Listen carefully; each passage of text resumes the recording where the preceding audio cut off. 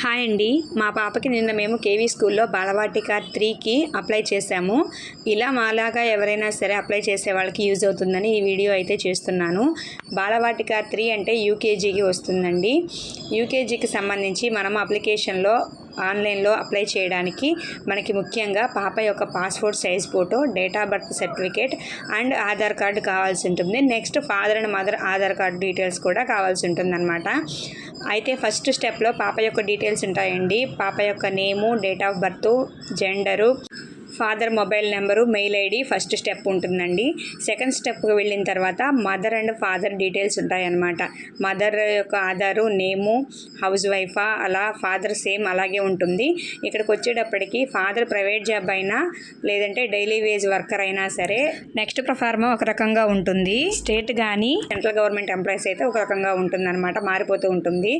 అంటే government job వాళ్ళకైతే next proforma వచ్చేసి వాళ్ళ పర్టికులర్ ఎంప్లాయీ డీటెయిల్స్ ఉంటాయండి. అంటే వాళ్ళు ఎక్కడెక్కడ ట్రాన్స్ఫర్స్ అయ్యారు, వాటికి సంబంధించిన డేట్స్ కానివ్వండి, వాళ్ళ నెంబర్స్ కానివ్వండి ఉంటాయన్నమాట. అదే daily wage worker private job అయితే అలా ఏమి రావండి. జస్ట్ నార్మల్ క్యాస్ట్, వాటికి సంబంధించిన అప్లికేషన్ ప్రొఫార్మా అనేది వస్తుందన్నమాట. అలా స్టెప్ బై స్టెప్ ఉంటుంది. ఫోర్త్ ప్రొఫార్మా వచ్చేసి మనకి కేవీ స్కూల్లో ఉన్న బ్రాంచెస్లో మనం సెలెక్షన్ చేసుకోవాలండి. అంటే 2-3 ఉంటే వాటి లిస్టు పెట్టుకోవాలన్నమాట. మనకి ఎక్కడ ఏ బ్రాంచ్ దగ్గరగా ఉంటుందనేసి మనకి చుట్టుపక్కల ఉన్న ఎన్ని స్కూల్స్ ఉంటాయో అన్ని స్కూల్స్ నేమ్స్ మనము ఆర్డర్లో మనం అప్లై చేసుకోవాల్సి ఉంటుందన్నమాట. అది నెక్స్ట్ వన్. తర్వాత వచ్చేసి పాప passport size photo, date of birth certificate scan చేసిన కాపీ వాళ్ళు అటాచ్ చేస్తారనమాట. లాస్ట్ది వచ్చేసి డిక్లరేషన్ అండి. అంటే ఇప్పటి వరకు మనము ఏమైతే డీటెయిల్స్ ఇచ్చామో అవన్నీ కరెక్ట్, ఎలాంటి మిస్టేక్స్ లేవు అని చెప్పనేసి ఫైనల్ డిక్లరేషన్ అనమాట.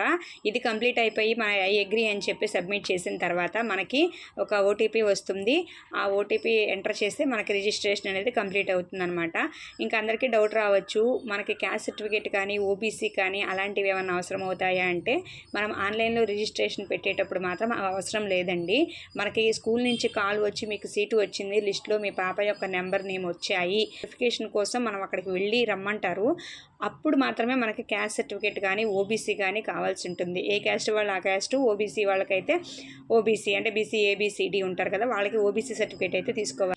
క్యాస్ట్ సర్టిఫికేట్ అయితే ఫ్యామిలీలో ఎవరిదైనా ఓల్డ్ క్యాస్ట్ సర్టిఫికేట్ ఉంటే ప్రూఫ్గా పెట్టొచ్చు. ఓబీసీకి అయితే మాత్రం నోటరీ చేయించాలండి, తప్పనిసరిగా నోటరీ ఉంటేనే ఓబీసీ. ఎంప్లాయీస్కి అయితే ఇన్కమ్ సర్టిఫికేట్ ఉండదు కాబట్టి వాళ్ళకి శాలరీ డిక్లరేషనే ఉంటుందన్నమాట. అది ఇన్కమ్ సర్టిఫికేట్ కింద తీసుకోవడం జరుగుతుంది. బాలవాటిక 3 వచ్చేసి ఏజ్ 31/3/2025కి 5 కంప్లీట్ అయిపోయి 6లో అడుగు పెట్టాలండి. ఏమైనా డౌట్ ఉంటే కమెంట్ సెక్షన్లో కమెంట్ చేయండి.